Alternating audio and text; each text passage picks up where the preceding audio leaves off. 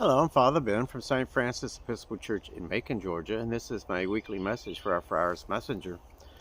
On this Wednesday for morning prayer, the Gospel assigned was from Matthew chapter 8. In it, Jesus goes to the other side.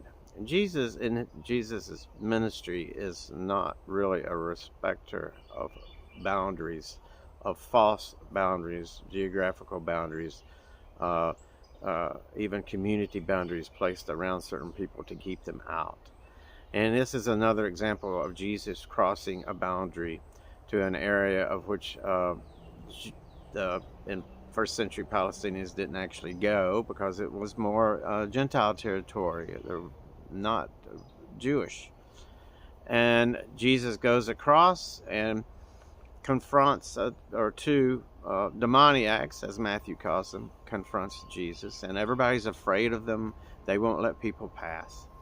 And what I hear in Matthew in these characters are that they are rigidity and keeping people in their place, and complacency, maybe. Because we can always use excuses like that not to do something because it's not accepted. But Jesus casts out the demons and in these two characters, and then a strange thing happens. The people in the surrounding area come to Jesus, and you think they're going to be effervescent with thank you. That's not the case. They beg him to leave the area, which is a sad situation for being able to bring people back into community. But what I get from this story in Matthew is that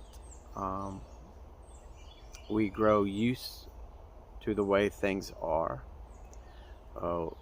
We are fine with keeping people out as long as our status quo isn't messed with, and out of community as long as our status quo isn't messed with.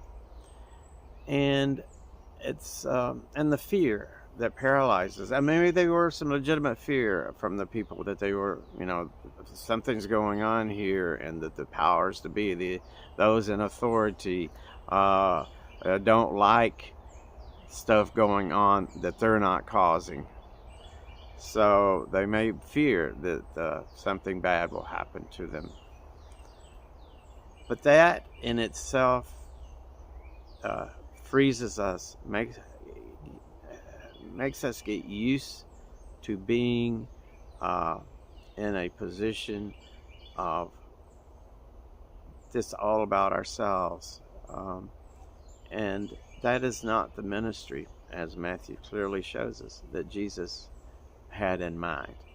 Jesus was all about salvation, and when I use the word salvation, it's about healing.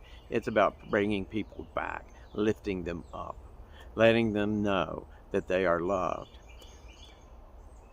And so this story from Matthew rings true with me today in where we are and trying to put people in their places, in establishing a boundary that no one should pass.